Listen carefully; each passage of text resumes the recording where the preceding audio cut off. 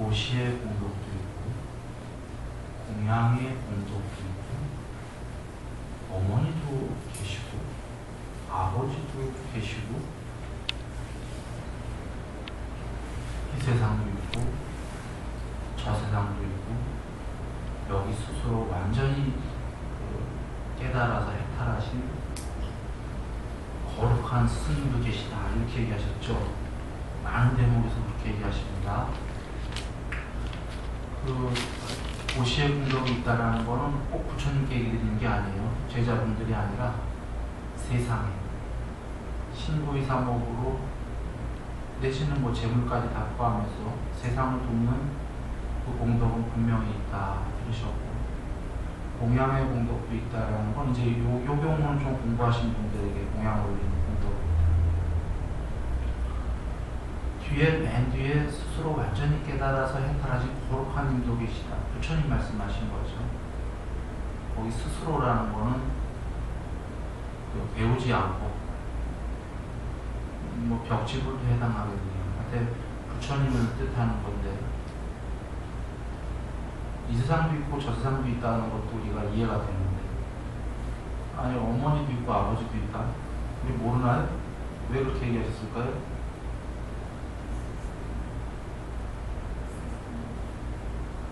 네? 그거와 이게 경전에 계시는 한 말씀이고 또 다른 경전엔 윤회의 처음은 알려질 수가 없다. 끝도 없다. 이 말씀과 또 다른 경전에 이제 뽀따빠따 경에서 뽀따빠따가 부처님께 산야가 먼저입니까? 반야가 먼저입니까? 라는 질문을 몇 줄자 뭐가 먼저죠?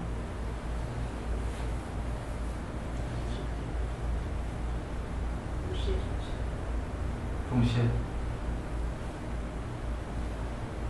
근데 답은 부처님께서는 산야가 먼저다 해주셨어요.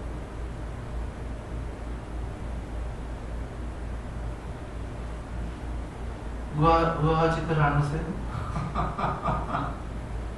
산야는 가짜인데 반야는 진짜인데 산야가 먼저다.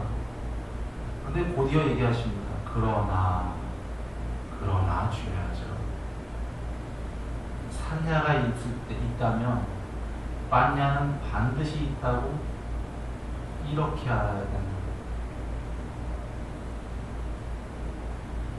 즉 그 말씀에는 우리가 먼저 보는 건 산야밖에 없다 이겁니다. 그래서 산야가 먼저인데 우리는 산야밖에 안 보이지만 반야는 반드시 있다라고 그렇게 알아야 됩니다. 그러니까 산야마저도 이 산야의 세계는 또 무한소급의 어려운 얘기들까봐 이건 여기서 이만큼 못 멈춥니다. 지금 세 가지 경전의 얘기를 다 이렇게 따로 드렸어요. 연관성이 있어서.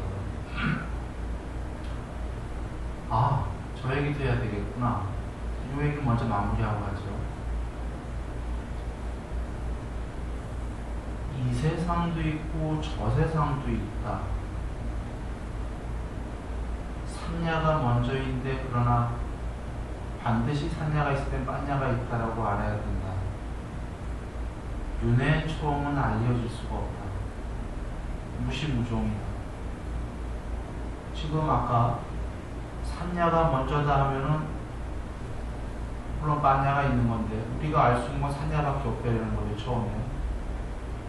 그리고 윤회의 처음은 알려질 수 없다가 이 처음이 산야가 끝도 없이 처음이 있었다라는 거예요. 처음이란 단어 자체가 존재를 안 하는 거죠. 계속 있었다. 끝도 없을 것이다. 이 말씀과 이 세상도 있고 저 세상도 있다.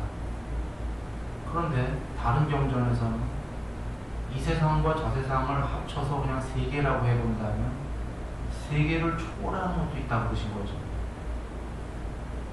그게 해탈이죠. 지금 이 세상 저 세상은 저 세상에는 그 수없는 천국 세계들 모두 다 지옥 이런 세계 모두 다를 포함한 얘기입니다. 이 모든 세계, 이 세계와 저 세계의 모든 세계를 합친 거에 있고 그걸 초월한 것도 있다. 그건 세계가 아니라 어떤 모든 세계를 초월한 해탈. 즉 아까 이 세상과 저 세상을 모두 합친 그 세계는 산야의 세계죠. 산야의 세계가 있으면 빤야가 반드시 있다라고 알아야 됩니다. 그 모든 걸 초월한 것이 있다는 겁니다. 그런데 어머니도 계시고 이 세상도 있고 저 세상도 있다라는 것은 즉 일반 종교에서 얘기하는 거랑 같지요. 문제는 부처님께서 그거를 초월한 해탈도 있다라고 하신 게 일반 종교와 다른 겁니다. 이 세상도 있고 저 세상도 있고 있다라고 반드시 알아야 된다라고 하신 게 반드시 있다 하셨는데 왜 이런 말씀을 하셨냐면 이 모든 세계를 초월한 해탈을 말씀하셨기 때문에 어떤 사람들은 누군가는 해탈을 이해 못하고 해탈만 생각하다 보면은 이 세상도 없고 저 세상도 없는 거 아닐까? 그걸 초월하라는 말씀만 하셨기 때문에 그래서 부처님께서 여기서 초월하는 것도 얘기했지만 분명히 이 세상도 있고 저 세상도 있다라고 얘기하시는 겁니다. 초월에만 오해해갖고 이 세상도 없고 저 세상도 없다고 생각할까? 즉 부처님께서는 이 세상도 있고 저 세상도 분명히 있다. 산야의 세계가 분명히 있다. 산야의 세계는 처음은 알려질 수 없을 정도로 무시무종으로 이 산야의 세계는 분명히 있다. 그런데 거기까지만 말씀하신 게 아니라 이 산야의 세계를 초월한 해탈이 있다. 아까 만야가 있다라고 반드시 알아야 된다라고 얘기하시는 겁니다.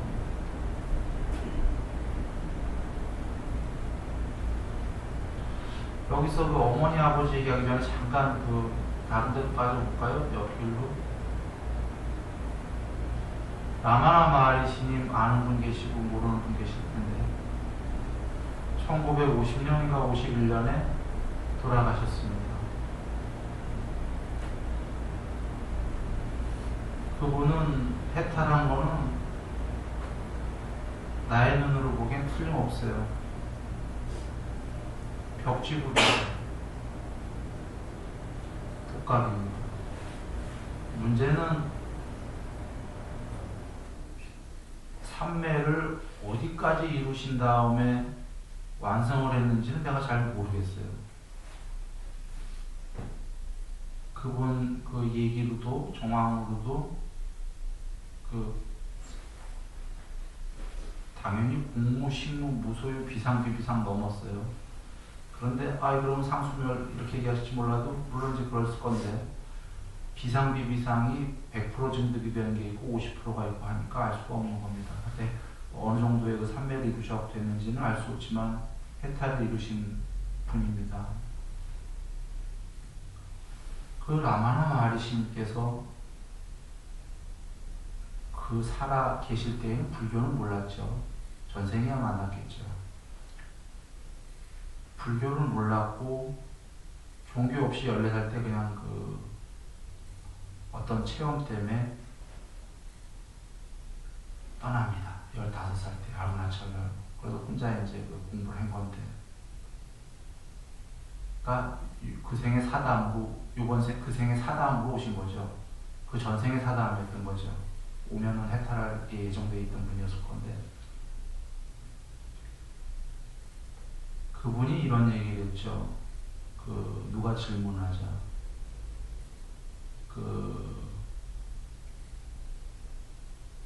이 세계는 마야다.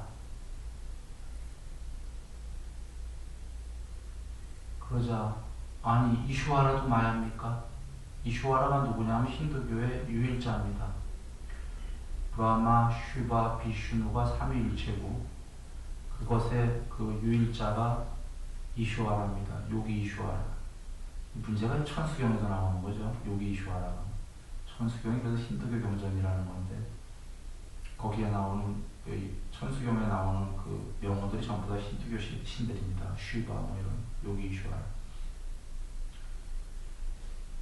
이 요기 이슈와라가 유일자인데 힌두교의 유일신인데 환희다 이래버린 거예요. 말하신 질문자에게. 그러니까 힌두교인이 깜짝 놀란 거죠. 어찌 그럴 수 있습니까? 유일신이신데 힌두교에. 그러자 마하리시님이 그가 있을 때에는 이 세계가 존재할 때에는 그는 유일자 맞다. 전지전능하다. 그런데 이 세계를 초월하는 것도 있다. 이 세계를 초월했을 때는 그는 환에 불과하다. 이렇게 얘기하고 마하리시 지금 부처님 말씀이랑 같은 선상에 있는 거죠. 그이는 이렇게 얘기했습니다. 그 마하리시님은 아트만이 있다. 궁극이, 실체가. 그런데 그건 아트만도 아니고 브라만도 아니다. 이렇게 얘기했어요. 아니 이게 뭔 말입니까? 힌두교인들이 생각하는 아트만은 영원, 천상세계의 신, 뭐 이런 걸 궁극으로 생각하니까 마하리시님은 아따가 있다. 궁극이. 그러나 그 궁극은 여러분이 생각하듯이 그런 마야의 세계의 궁극이 아니다 이러는 겁니다. 브라만도 유일자거든요. 힌두교에. 그것은 아트만도 아니고 브라만도 아니다. 단어로만 얘기했다라는 거죠. 궁극이 있는데 여러분이 생각하는 개체가 아니다 이렇게 얘기하는 겁니다. 오죽하면 유일자도 아니다. 그러면 부처님 말씀으로 다시 돌아오겠습니다.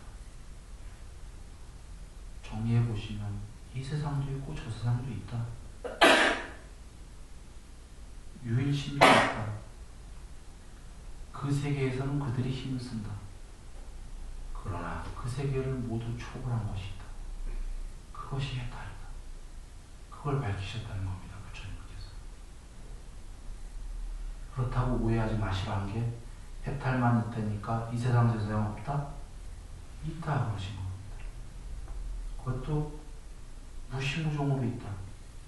윤회의 청은 알려질 수도 없다. 끝도 없이 이 세계는 있다. 이 이유 때문에 부처님께서는 산야라는 단어를 쓰셨을 거로 봅니다. 인도에서 주로 쓰이는 단어는 마야입니다. 환이다. 좀 전에 마하리시님도 마야라는 말을 썼는데 인도 일반 언어이기 때문에. 근데 마야로 쓰면 산야랑 좀 달라요.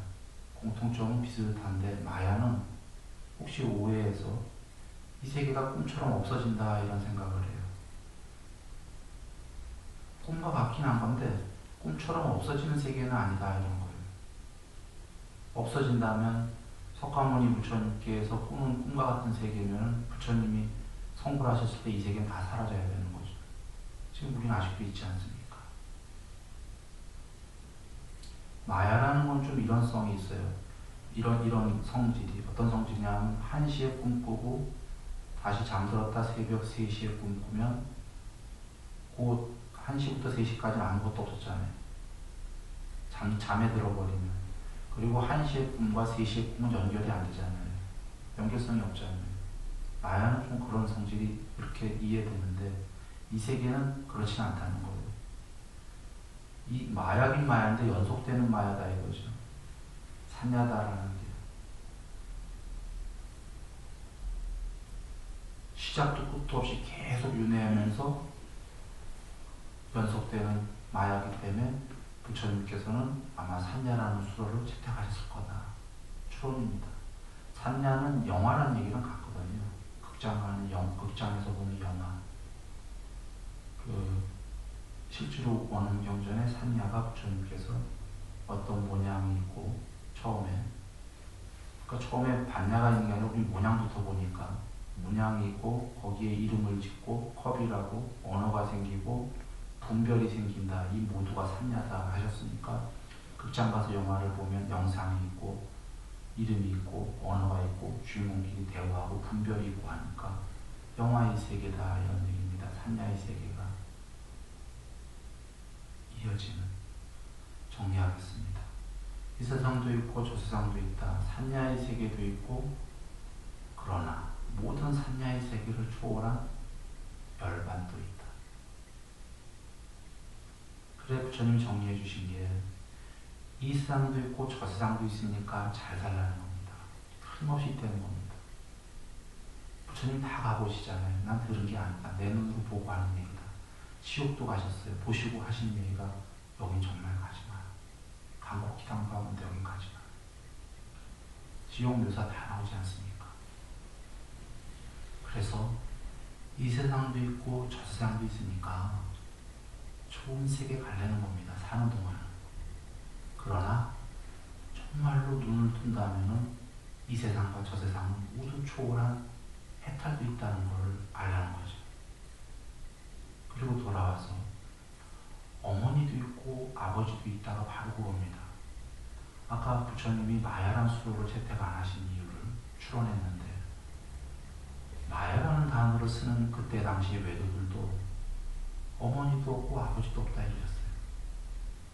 아니 어머니 아버지 지금 앞에 있는데 왜 없대? 이게 뭐냐면 어머니 잘 모셔봐야 아버지 잘 모셔봐야 공덕도 없고 아무것도 없다. 이게 마야다. 이거 꿈이다. 아니다 이런 겁니다.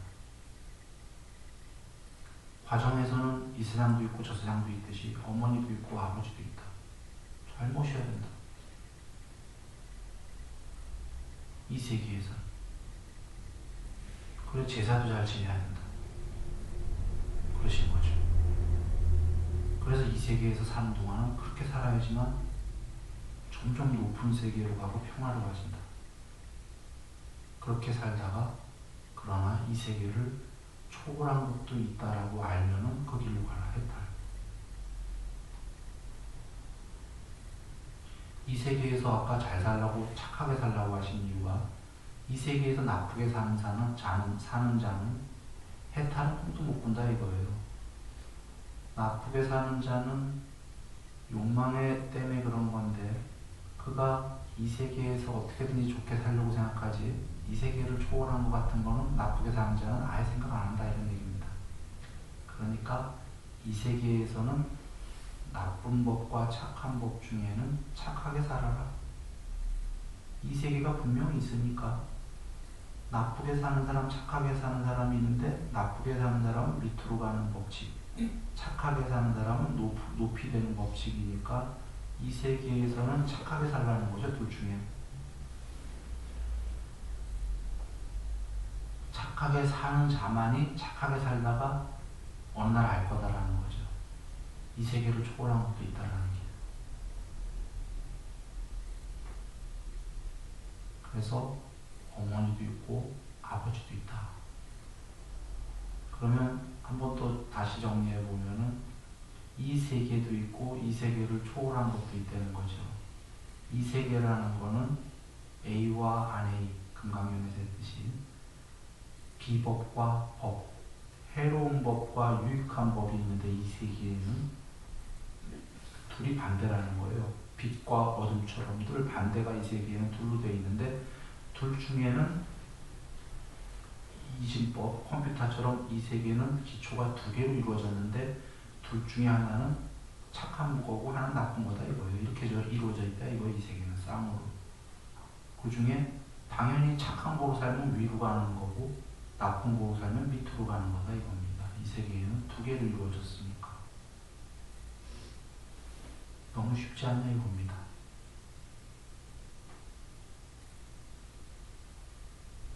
이 세계는 둘로 이루어졌나요? 빛과 어둠, 왼쪽과 오른쪽, 착한 일과 나쁜 일, 도둑질과 안 도둑질, 거짓말과 안 거짓말. 뭐 다 둘 반대가 있지 않습니까? 반대 중에 어떤 게 더 좋은 건지 뻔하지 않냐는 겁니다. 높은 세계와 낮은 세계, 천상과 지옥. 반대죠, 둘이가. 반대면은 아까 착한 일과 나쁜 일, 이 중에 어떤 일을 하는 게 그 두 개의 반대 중에 합당하냐 이겁니다. 착한 일은 천상, 나쁜 일은 지옥, 또 뭐라고 하겠습니까?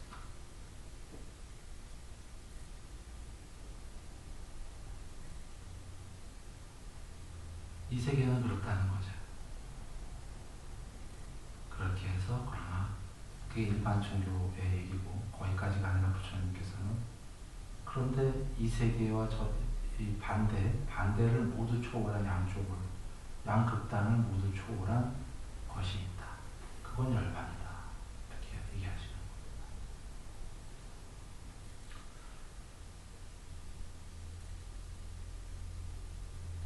그래 돌아와서 이제 그 말씀을 드렸으니까 우리가 너무 잘 아는 계율과 삼매와 반야죠. 개정의 계율과 삼매와 반야의 계율의 그 탐진치 마음 세 가지죠. 그 탐심, 진심, 치심이 작으면 높은 세계. 왜냐하면 아까 탐심, 진심, 치심이 많은 사람과 적은 사람이 있을 거니까 많은 사람은 아래쪽으로, 지옥 쪽으로, 적은 사람은 위쪽으로. 이게 너무 뻔한 거죠. 그런데 마음에 이것이 어려우니까 먼저 몸과 말로 그 유익한 행위를 알아보신 거죠. 습관. 여기까지만 얘기하면 여기도 일반 종교랑 같아요. 유교에서도 이렇게 얘기하고 다 얘기하는 거예요, 계율을. 그런데 부처님께서 특별히 더 하나 말씀하신 것은 이것이 일반 종교에서는 기도로 하든지 그냥 어떻게 다른 방식으로 하는데 부처님께서는 사실은 이걸 주시고도 이게 어느 정도 하는 건 가능하지만 어느 정도가 아니라 탐진치를 많이 버리는 건 삼매가 없이는 불가능하다 하신 거예요. 그리고는 특별히 주신 게 삼매를 주신 거죠. 삼매 없이는 불가능하다. 그런데 일반 종교적이진 않지만 삼매는 또 뭐 힌두교도 있고 있어요. 조금 부분적으로. 그래서 이제 삼매를 근데 전체적으로 다 드러내신 분은 부처님밖에 없으시고 삼매를 8가지 다 드러내신 다음에 삼매에 해당하는 반야가 드러나는 걸 밝히신 거죠. 그래서 단순히 삼매가 돼서 단순히 마음이 탐진치가 적어져서 텅 비어서 마음이 단순히 지복스러워지는 게 공부가 아니라 그것도 공부지만 반야가 드러나는데 반야는 전지전 능성에 속하기 때문에 육신통이 된다라고 얘기하신 거죠. 반야가 드러나면 하늘을 날아다니고 땅속을 호공처럼 다니고 무리를 걷고 산을 통과하고 태양을 만지는 건 기본. 순간이동을 하고 저 천상세계 가지고자 하는 데들을 모두 한 번에 단박에 다 버리신다. 여기까지가 신족통이죠. 천이통은 모든 세계에 가깝거나 멀거나 모든 소리를 듣고자 하시는 대로 다 듣는다. 타심통은 사람만이 아니라 신들 포함해서 모든 중생의 마음을 다 읽으신다. 숙명통은 남김없이 과거를 보신다. 천안통은 남김없이 하늘눈으로 모든 세계를 다 보신다. 누진통은 남김없이 번뇌를 멸하셨다. 그런 육신통이 반야라고 하신 거죠. 그러니 계율, 삼매, 반야에서 까지 가면은 부처님께서는 일반 종교에서 밝힌 것보다 더 모든 걸 다 밝히신 거예요. 즉 일반 종교에서 밝히지 못한 거를. 즉 계율이라는 게 삼매 반야가 없으면 100% 불가능하다는 거죠. 그러면 계율 삼매 반야에서 우리가 알 수 있는 게 이것은 꼭 해탈만 말씀하신 게 아니고요. 이 세상에서부터 저 세상까지 잘 산 다음에 해탈까지 얘기하신 거잖아요. 계율을 어느 정도만 하면은 아까 우리가 앞에서 얘기했듯이 높은 세상에 사는 거죠. 천국에.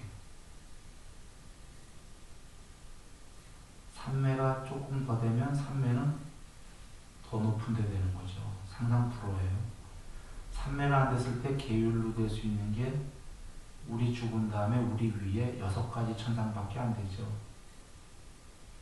4대 천왕 사는데 우리 바로 위에가 거기고 그 위가 33천이라고도 하고 도리천이라고도 하고 거위가 야마천인가요? 그리고 도솔천인가?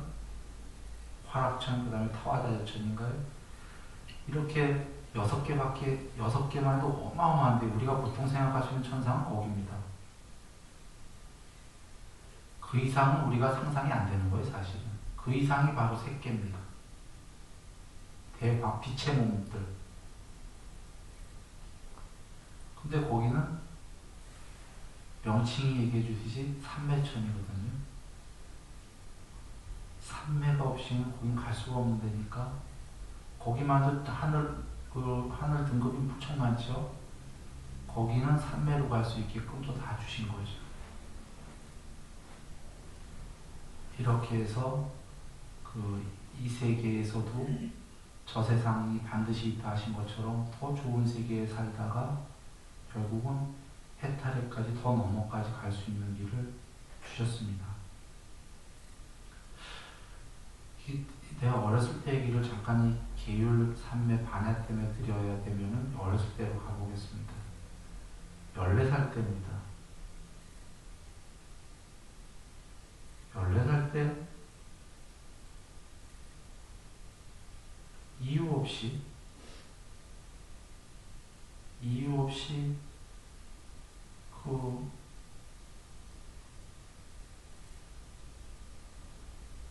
세상에 화를 안 내야 되겠다가 왔어요.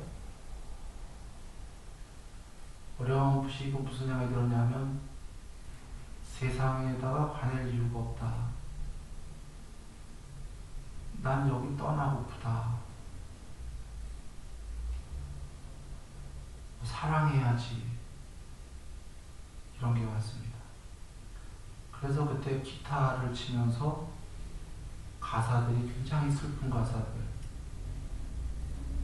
뭐 예쁘게 빛나던 공장의 불빛, 예쁘게 빛나던 불빛, 공장의 불빛, 뭐 이런 노래였어요. 아직도 기억나요. 혹은 병들어 누우신 우리 엄마 데리러 약속 들어가는 그 길은 왜 그리도 멀으냐, 돈이 없어 못 간다, 그런 내용이었어요. 그런데 우리 집은 잘 살았어요. 아주 돈이 없어 못 갈 리는 없고, 그 당시에 그런 노래들이 유행했는데 그런 가사들이 너무 찡했던 거예요. 그래서 마치 내일처럼 그런 노래를 부르면서 맨날 울었어요. 한 1년 동안.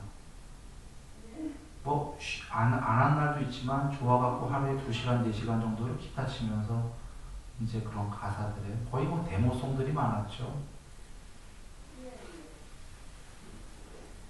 그런데 특이한 거는 노래를 시작하니까 내가 천재인 줄 알았어요. 왜 그랬냐면 노래를 처음에 그 기타 치고 배우는데도 그 가사가 와닿았던 이유가 영상으로 보였어요. 음악이. 그러니까 병들어 누우시나면은 가사를 하는데 영상이 나오는 거죠. 병들어 누운 어머니가 나오고 뭐 이렇게 술에 싣고 가고 돈이 없어 못 가고 순인의 달구지에 엄마 모시고 가면 뭐 제너머 30이야 반나절이면 되지. 그런데 돈이 없어 못 가나 뭐 이런 그 영상으로 쫙 흐르는 거예요. 영상으로 흐르면 눈물이 더 나는 거 이해되시죠? 원래 텔레비 보면은 우리 참여할 때도 이러면 눈물 더 나잖아요. 이게 영상으로 안 떠올릴 때 눈물이 잘 안 나는 거거든. 오늘 처음부터 영상으로 쫙 보여, 영화처럼. 그래서 그게 어떤 의미인지는 모르고, 야, 나 천재인가 봐, 노래. 영상으로 다 보이네.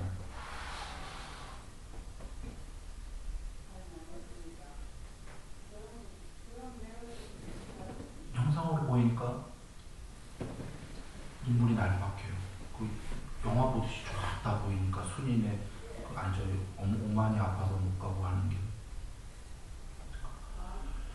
그렇게 해서 그 1년 동안 울었는데 문제는 처음부터 그 전율을 동반한 희열이 오는 거예요. 머리끝에서 발끝까지.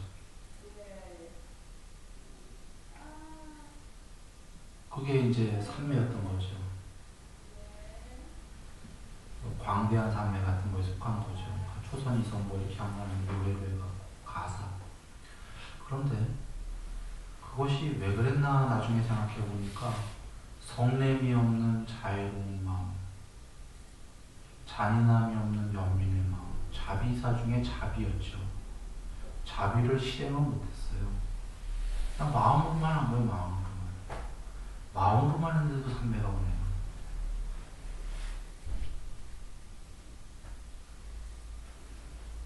나중에 경전 백분에 아는 거예요. 부처님 말씀 뵙고요. 부처님 말씀이 얼마나 거룩하신지를 아는 게 동쪽 방향을 자의 마음으로, 연민의 마음으로 이런 말씀을 하신 게, 그리고 성냄이 없는 자애로운 마음은 깨끗한 마음이란 산매까지가 된다. 잔인함이 없는 연민의 마음은 공무변처까지 된다. 경이 다 계셔요. 근데 난 그때 공무변처 안 됐어요. 자비가 됐는데도. 아마 그게 실행을 안 하고 어린 나이에 마음으로만 먹어서인 것 같은데. 하여튼 마음으로는 그랬어요. 그래갖고 1년 동안 매일은 아니었어도 기타 치고 노래하는 동안 하면은 하루에 했으면 2시간 정도는 희열이 오는 거. 너무 행복한 거. 황홀하고. 나 무슨 그래서 또 음악에 또 천재인 줄 알았어요. 그 희열이 산매인지 모르고 너무 행복하니까 내 어떤 천재성 때문에 그 희열이 오는 줄 알고. 그래서 나름대로 이름을 붙인 게 폭소울이라고 한 거예요. 뭐 폭송인데 나는 그 소울이다 이거지. 뭔가 막 희열이 오고 하니까 내가 미치니까. 그래서 이게 폭소울이다 했는데 그렇게 안 했던 게 하여튼간에. 그래서 그 희열이 오면서 내가 너무 정화되는 거예요. 한번 희열이 오고 2시간 보고 나면 하루 이틀이 세상 사람들 만나도 너무 깨끗한 거예요. 더 막 사랑하게 되고. 그래서 그렇게 댕기다가 1년 있다가 그 좌우명이 이제 정해진 거예요. 하나가 오죽하면 이제 그때 마음 먹은 게 뭐냐면 난 직장 안 가겠다 이 다음에 이런 생각을 했죠. 직장 가서 내가 먼저 입사를 같이 했는데 내가 먼저 승진해도 이건 상대한테 피해를 주는 거다. 화내는 것도 아닌데 간접 피해도 그것도 화다. 난 그것도 싫다. 이 세상이 너무 사랑스럽더라고요. 그래서 나는 출리한다, 떠난다. 맨 처음엔 이 세상 잘못했다고 생각했어요. 자살해야지 이런 생각까지 했는데 근데 이 세상을 그냥 거닐다 가야지 그거 이렇게 섞이지는 않겠다. 잘못하다 이미 생각했으니까. 그러다가 이제 또 그러니까 노래하면서 너무 행복하다 보니까 좌우명을 정해야겠더라고요. 살다 보면 삶이 흔들릴 것 같아요. 어른들 보니까 돈 때문에 살아가는 것 같고 나도 뻔히 이렇게 가만히 사유해 보니까 어른 되면은 지금은 이런 마음이지만 돈 때문에 살아가고 같이 섞이고 아둥바둥 할 것 같고 이렇게 어느 순간에 14살 때 지구 바깥으로 이렇게 나가 지구가 보였거든요. 그래서 다 보니까 미안하지만 지구가 개미같이 살아가는 것 같더라고요. 그래서 난 죽겠다 이렇게 마음을 먹었다가 죽을 수가 없어갖고 그냥 거닐다만 간다. 저 섞이진 않는다. 이렇게 생각을 했죠. 그래서 좌우명을 만들 수밖에 없었던 게 어른 되면 흔들릴 것 같아요. 그래서 좌우명이 뭐냐면 자기가 하고 싶은 일을 뭐 한다. 뭐 책임진다. 뭐 화 같은 거 절대 안 내겠다. 뭐 이런 거였어요. 그리고 돈 버는 일 안 하겠다.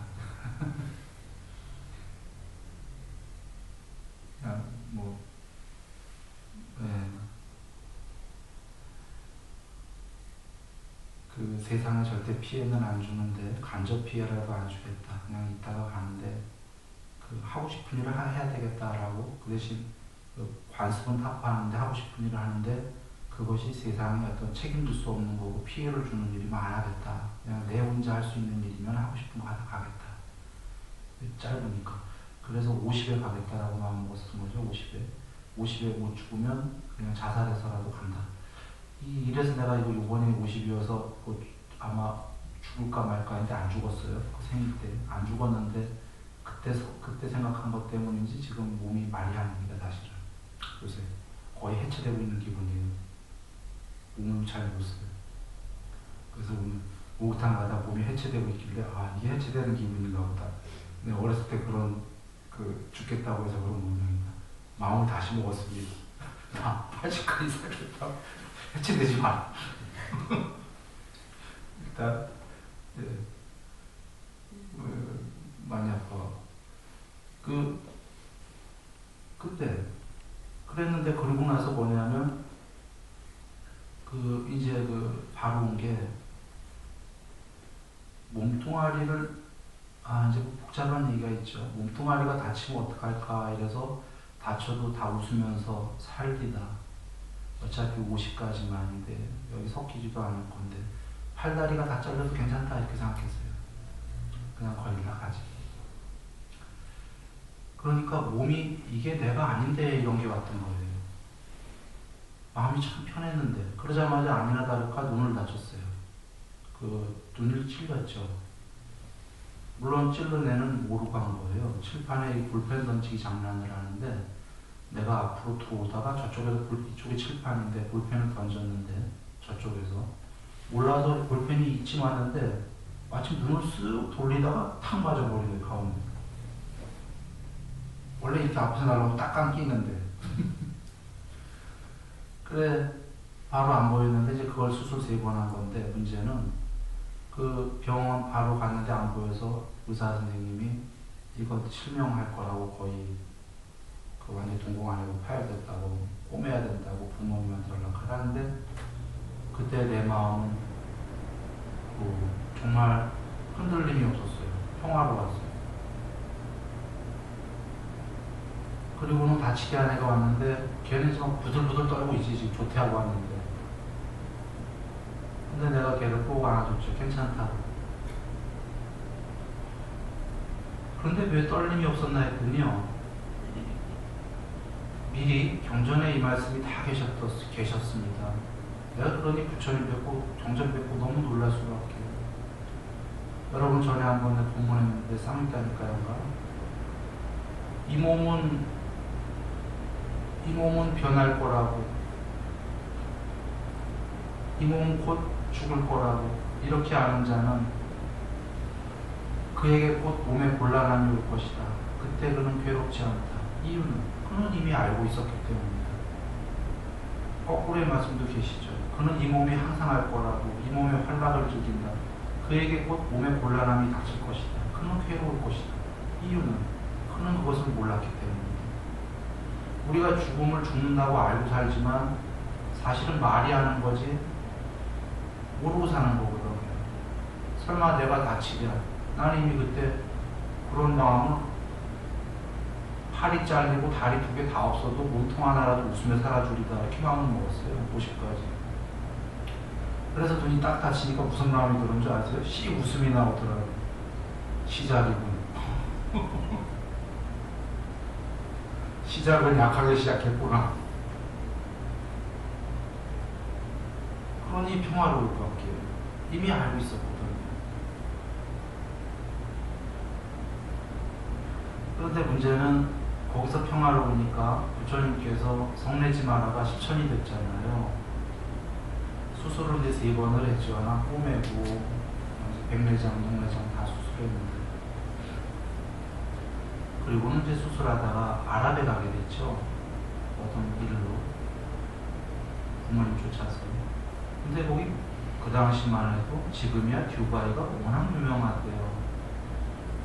그 당시에 듀바이는 조금 아주 별 적 없었어요.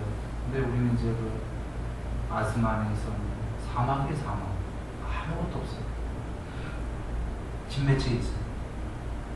그 사막이 어차피 눈 다치고 그 안에 아까 천안산맥 기타 치고 좋았던 상태가 아무도 없으니까 침묵 속에서 더 들어가는 거예요. 내면에 보여요. 그리고 아랍에서 한 1년 있다가 한국 딱 들어왔는데, 그때 그 눈 다쳐서 그 일련의 사건들이 성 안 내고 하니까 공무 변초가 벌어졌어요. 산매가, 무심산매가. 5번째 산매죠. 8가지 산매 중에.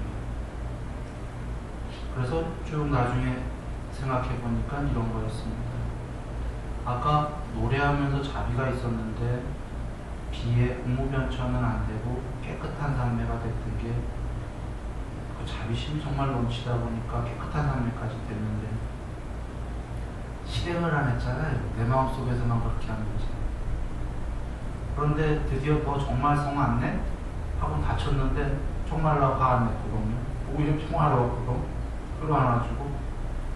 그랬더니 그게 사막에 가서 고요로 어떻게 판정이 되더니 무심산매가 되어버렸어요. 아까 잔인함이 없는 영민의 마음이 부처님께서 그 공무변초가 된다고 하셨듯이 그냥 그랬어요. 물론 이게 때까닥 되지 않고 연결선이 있습니다만,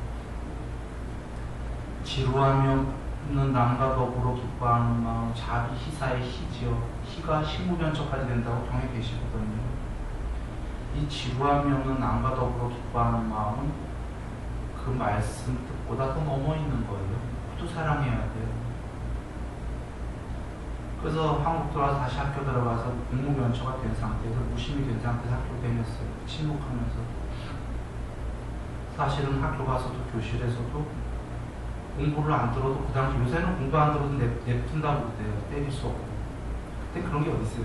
없을 때.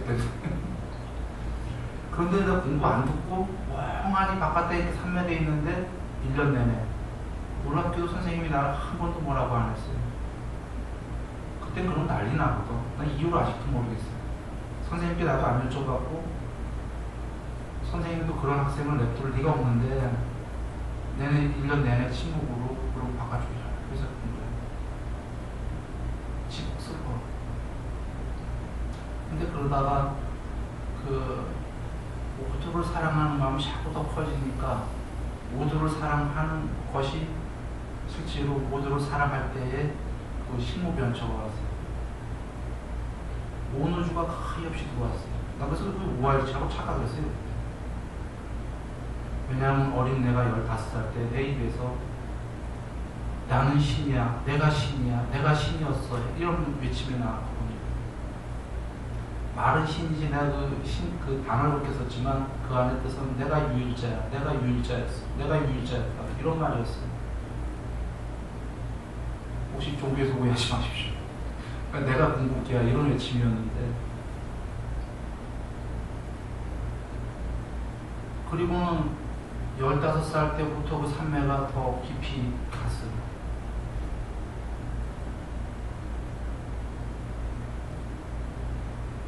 그렇게 나온 그 외침이 나온 게 16살 때겠구나.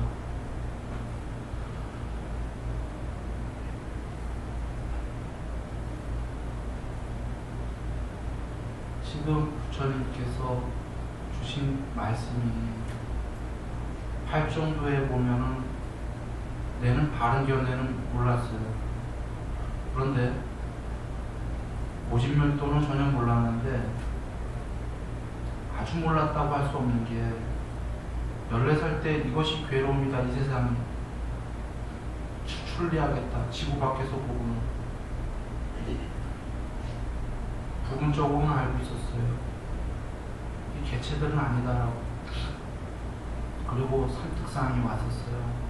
그래서 이것들은 모두 우리들은 그 변하는 거다.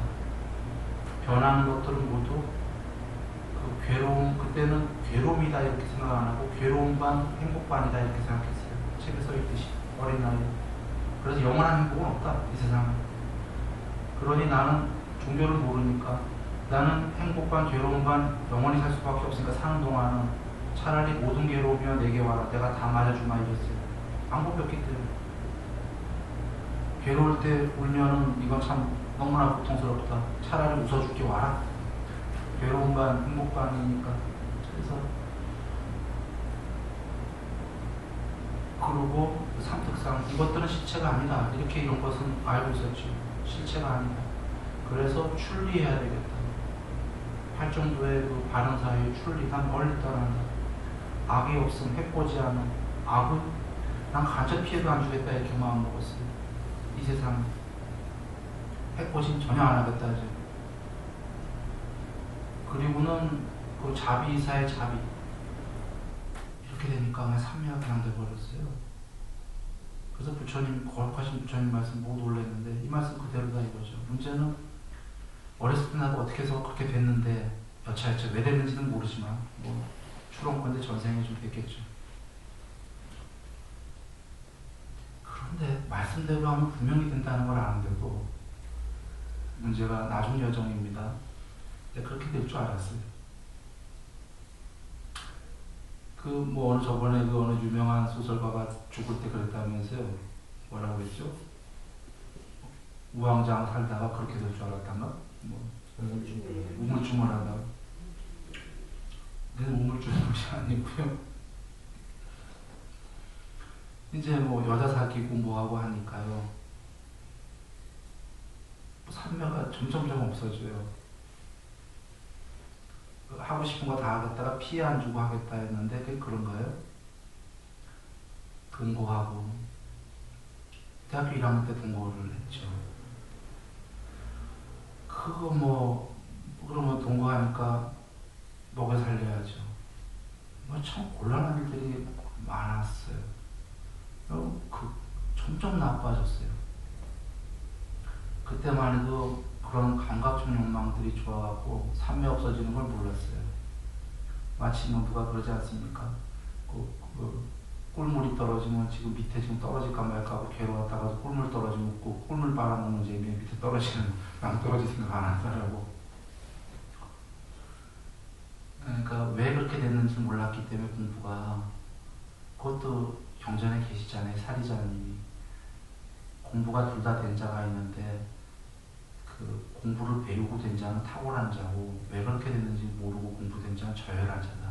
그 자는 다시 떨어진다. 다시 떨어지는 거예요. 왜 그렇게 공부되는지 모르니까.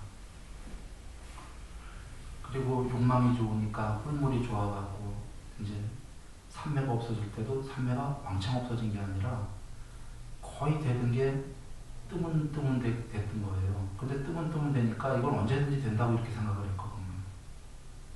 점점 빈도수가 없어지는데도 그 언제든지 될 수 있다라는 뭐 이런 말도 안 되는 착각에 빠졌고, 그러다 어느 날 완전히 없어지니까 구제소야 이제 큰일 났다 싶었던 거죠. 그랬던 건데 여하간 그렇게 살다가 보니까 삶에 뭐 어떻게 되는지 그 다음 스토리 뻔한 겁니다. 정말 나쁘게 산 거죠. 나쁘게 사는 거.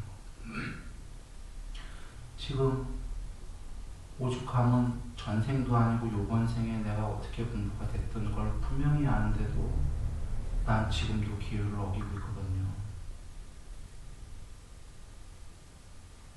지금도 어렸을 때 마음같이 그 정도가 마음이 안 되고 있어요. 그래서 지금 그렇게만 해도 그냥 금방 어떻게 공부가 끝날 수 있겠다라는 걸 아는데도, 아는 나마저도 알면 쉽지가 않으니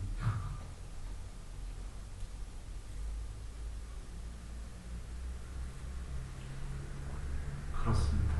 그런데 드리려는 얘기는 지금은 이제 전방위로 나빠지다 보니까 다시 좀씩 좋아지고 있지만 알면서도 쉽지 않은 것처럼 쉽진 않지만 분명한 건 말씀대로다라는 겁니다. 부처님께서 동쪽 방향을 자의 마음으로 가득 채우고 서쪽을 가득 채우고, 이 말씀이 말씀대로만 할 수 있다면 그 자리에서 벌어진다. 그 자리까지는 아니더라도 한 몇 개월 안에 벌어지는 거예요.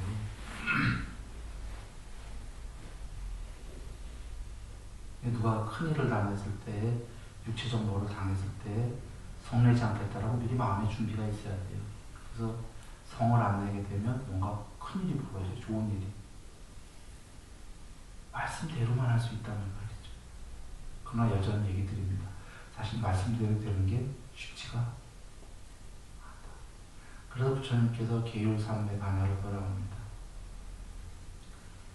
몸과 말로 먼저 그 신구의 사목을 계율을 어느 정도 나를 지키고 어느 정도 남을 도우라고 하시는 거죠.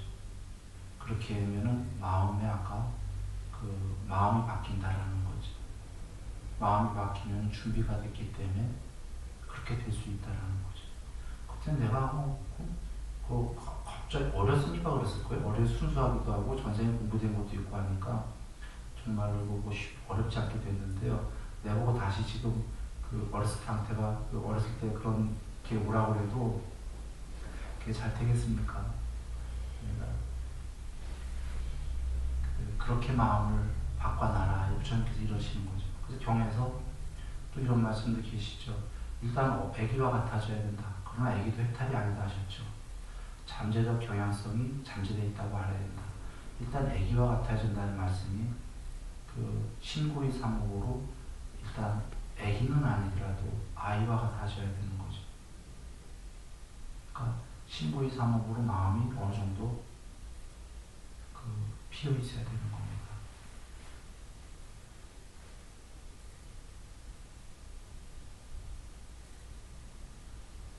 오늘 드린 말씀은 그냥 정리하겠습니다. 계율을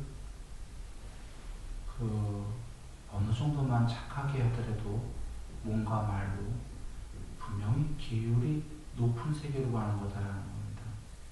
그리고 어느 정도만 해서 어느 정도보다 좀 더 하게 되면은 그리고 삼매를 하게 되면 삼매는 반드시 되는 겁니다.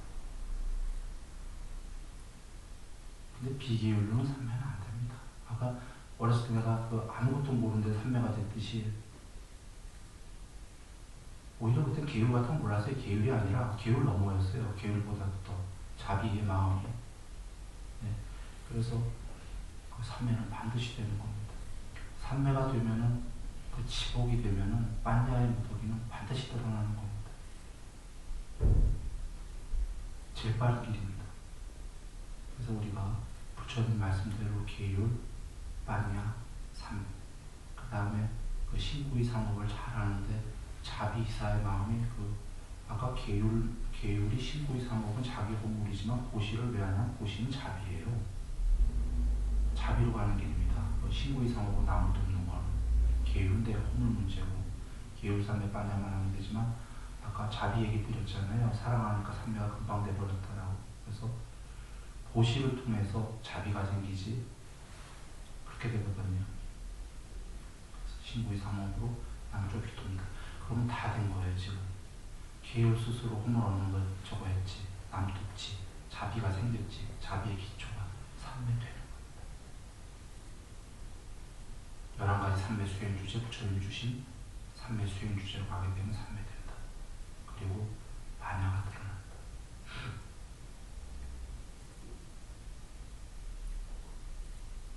다 되셨고 계율만 해서 혹은 보시만 해서 내가 해탈할 거다라고는 여기지 마시고요. 물론 그거 한 다음에 삼매가 되지만 삼매가 저절로 안 되면은 삼매를 수행 주제를 부처님 주신 방법으로 해서 가야 됩니다. 삼매 반야 없이는 이 계율 보시가 자비가 더 커지는 게 불가능하기 때문에 되는 게 그래서 계율, 삼매, 반야, 계율, 삼매 이렇게 하면 되겠습니다. 계율 안으로 허물을 많이 우리가 어느 정도 하고요. 좀 전에 고백했습니다. 나도 지금 이 순간까지도 못 지키고 있지만 노력하고 있습니다. 보시도 노력하고 있습니다. 지금 이 순간에도 사실 자비가 있지요, 있기는. 그런데 그렇게 막 시방세계 이렇겠습니까? 노력 중입니다. 그래서 같이 노력하죠. 같이 노력해갖고 이제 날날이 분명히 행복이 커집니다. 굉장히 커집니다. 말할 수 없이 커집니다. 그거 행복이라는 단어가 안 됩니다. 지복이에요. 설마 그럴까? 작은 삼매만 갖고도 그렇습니다.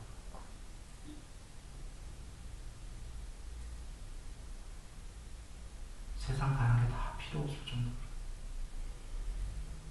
작은 삼매만 갖고 그러니 큰 것들은 오죽하겠습니까?